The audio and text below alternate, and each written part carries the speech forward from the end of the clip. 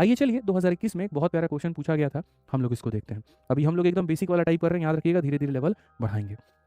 आइए, कहा गया यदि एक आदमी 55 के बजाय 59 की गति पर गाड़ी चलाता है तो 92 किलोमीटर अधिक यात्रा करेगा। यदि वह 59 की चाल से यात्रा करता तो उसके द्वारा लिया गया समय।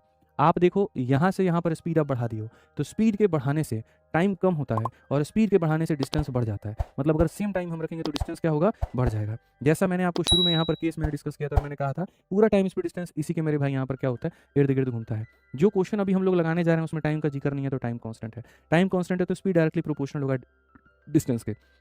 स्पीड के बढ़ाने से डिस्टेंस बढ़ेगा, स्पीड के कम करने से डिस्टेंस हमारा कम होगा। तो अगर हम क्वेश्चन में देखें तो आप यहाँ पर उस क्वेश्चन में देखो जो आपके सामने वो सवाल था, उसमें वहां पर क्या क्या कहा गया था, जरा बहुत तरीके से पढ़िए। तो क्वेश्चन में कहा गया आदमी 55 के बजाय 59 से जा रहा है।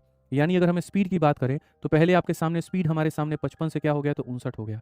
तो जो रेशियो स्पीड का होता है मेरे भाई, डिस्टेंस का भी रेशियो वही होता है, 55 और 59। तो आपने अगर स्पीड बढ़ाया तो डिस्टेंस आपकी बढ़ जाएगी। और यही क्वेश्चन में कहा गया कि 55 के बजाय 59 से गाड़ी चलाता है तो 92 किलोमीटर अधिक यात्रा करता है।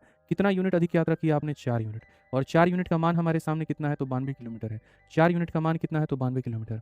तो अगर हम देखें यहाँ पर तो मेरे भाई एक का मान हो जाएगा हमारे सामने 23 किलोमीटर। अगर एक का मान हमारे सामने 23 किलोमीटर हो जाएगा, एक का मान हमारे सामने 23 किलोमीटर हो जाएगा, तो डिस्टेंस हमारा कितना होगा, आप बताइए। ठीक है, तो उसके द्वारा तय की गई दूरी ज्ञात करिए कि दूरी कितनी होगी।